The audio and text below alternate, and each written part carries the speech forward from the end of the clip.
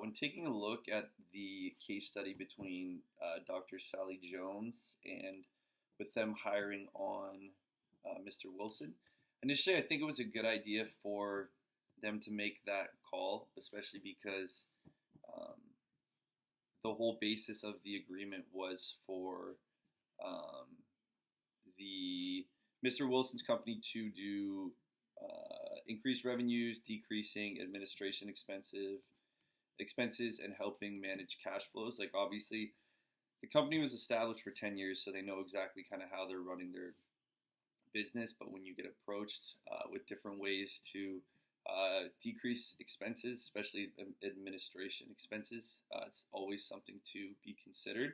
So I think she made the good call by hiring on the company.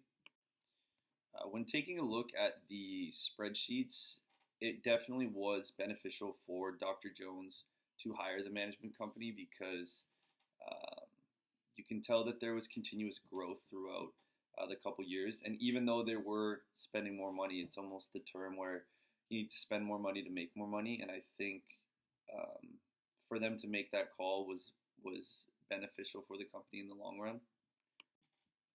PMI definitely puts Dr. Jones in an interesting situation where obviously they've been making more money throughout the first couple years, and when PMI was saying, "Hey, like we would like more managing power in the company," for Dr. Jones to give that up is maybe a call that I wouldn't have done personally because she's established this company for 10 years. This is a newer PMI is a newer company just within the last 2 years, so to give over some more managing power where they were able to let go of some of their previous employers and bring on, I believe it was Mr. Wilson's son-in-law.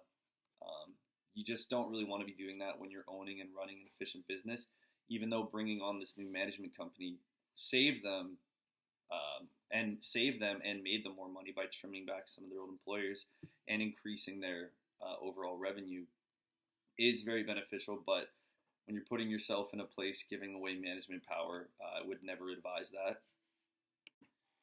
Obviously, there's a case of nepotism going on where they're hiring Mr. Wilson's son-in-law, and once you give away that controlling managing power, you never know if a company is willing to make that nepotism call where they're bringing on a family member, how much you can really trust and with their decisions in taking your 10-year company and making maybe just calls that aren't made in the right mind.